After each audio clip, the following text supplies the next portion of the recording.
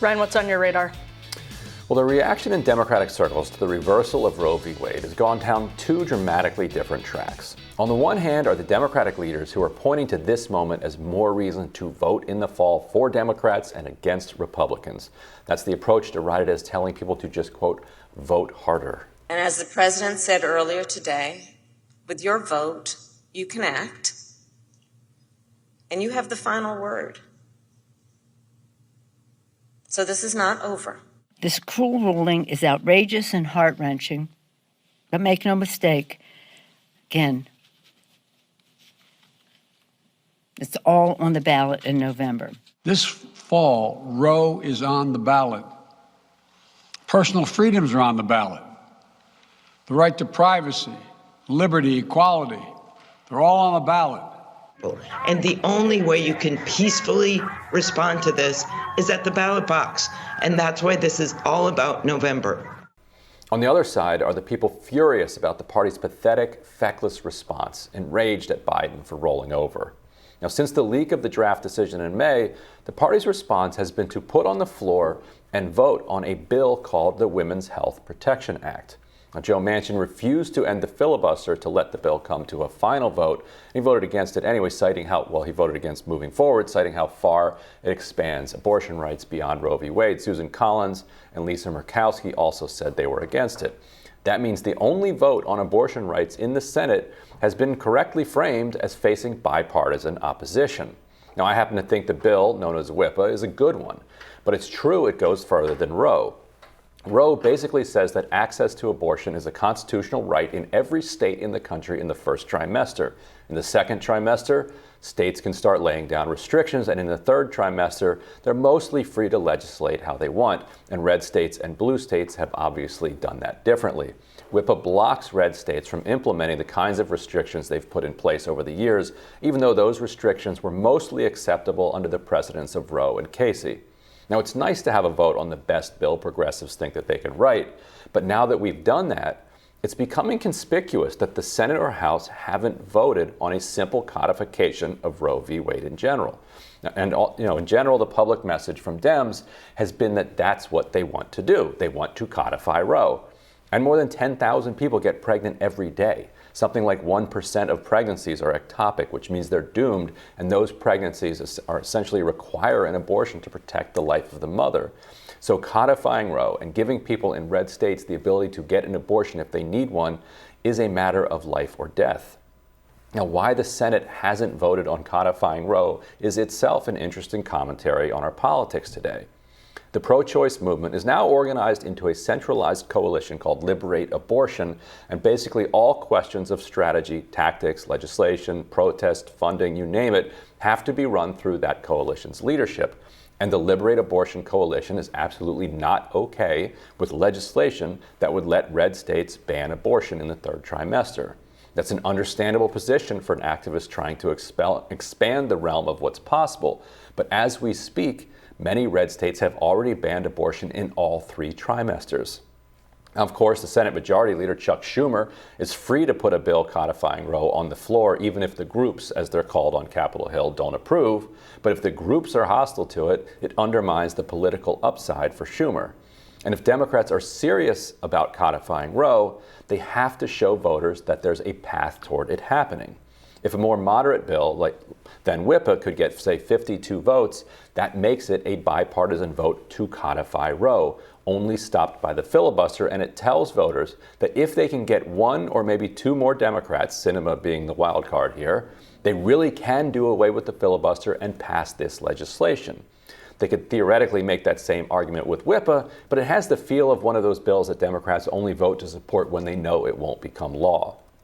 Now, if the bill we in the media are talking about simply codifies Roe, and it has Republican support and just needs to get around the filibuster, that's real. It probably won't get done in 2023 since Republicans are poised to take the House, but it would be well within reach after the 2024 election. And here's the brutal reality. By then, the court's abortion ban will have led to the needless and tragic deaths of a lot of women.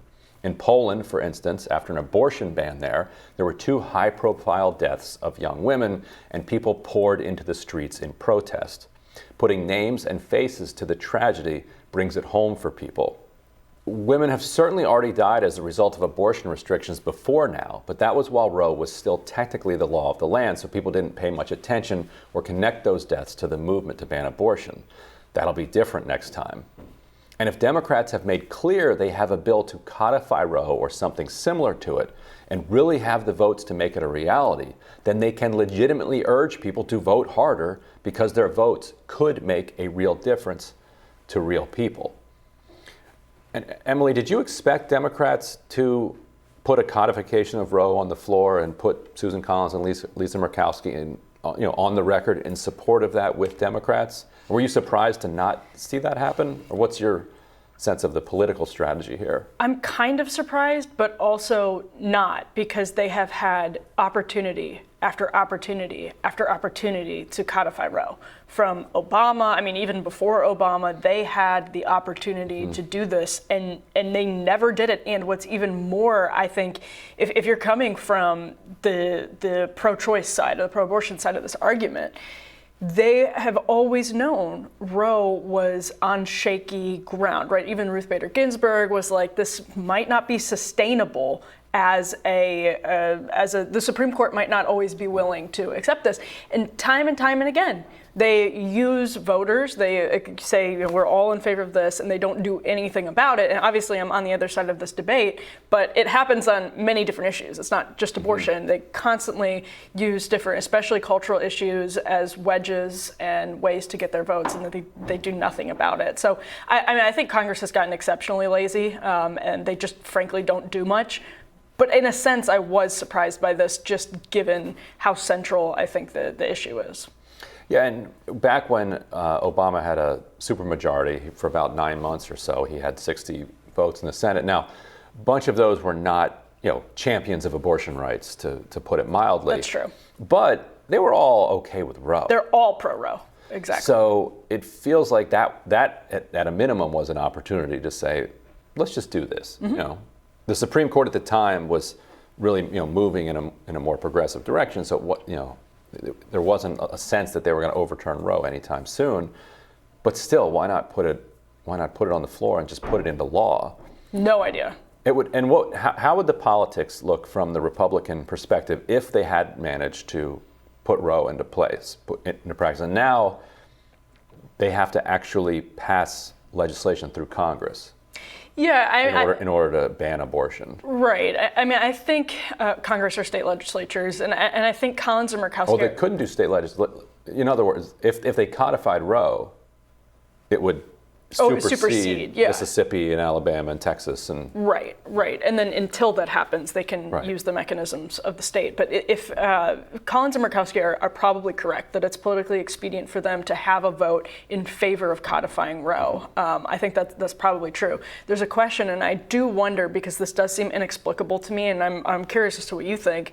I wonder if they're worried about Manchin and Sinema having to take these really contentious votes.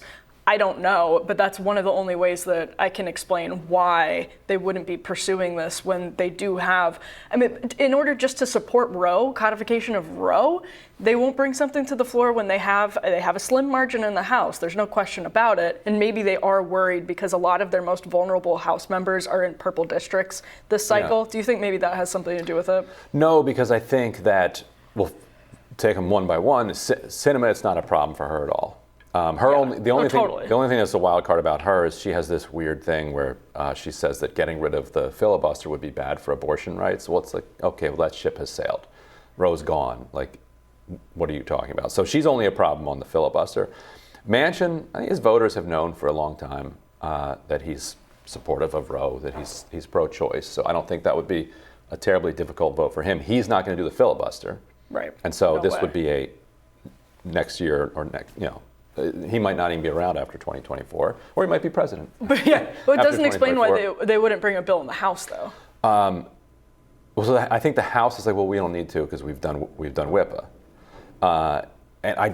so they've already done a more aggressive codification of Roe. They've done Roe plus, right? And they think that swing voters in purple districts, most of them suburban, are benefited politically by having done that. Like Cuellar was the only Democrat who voted against this.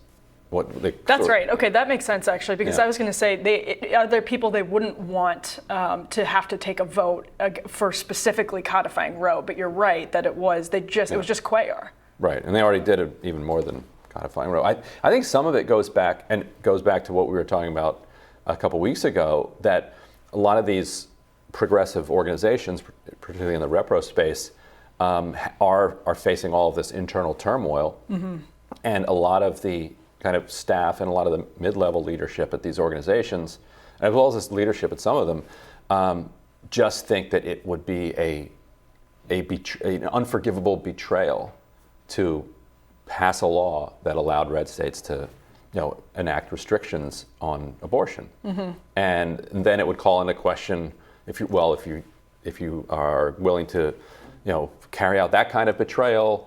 What else does it say about your leadership of this organization? And then it creates more internal turmoil. And I've talked to congressional aides who've said that they've seen the internal dynamics of these organizations kind of push them to more aggressive and extreme positions publicly as a way to kind of balance out what's going on inside the organizations. And so then they just say, you know what, it's either whip or nothing. And I guess that worked in the House side. The strategy was successful. Right, and because it didn't matter also. They're willing to give you whatever vote you want if they think it's not going to become law. Yeah, and I actually remember being pretty surprised by that vote, because there are a lot of vulnerable Democrats up this cycle that are in purple districts. And I think that speaks to how those groups have been able over the last 10 years to push the Democratic Party left on abortion to the point where you only have Cuellar being the lone person against that. But I do also think the filibuster is, as you point out, very relevant here. I remember saying last week, I was like, if this isn't what gets Democrats to get rid of the filibuster, nothing in the near term will. And I feel like case in point, that has been proved over the past week. There seems to be the same, it doesn't seem like the will to get rid of the filibuster has meaningfully increased post-Dobbs in the last week. Right, especially since it all comes down to Manchin, just one dude. Right. And he's like, no. Yeah, well, that's absolutely true. Well, Ryan, thanks so much for that radar. We will have more Rising right after this.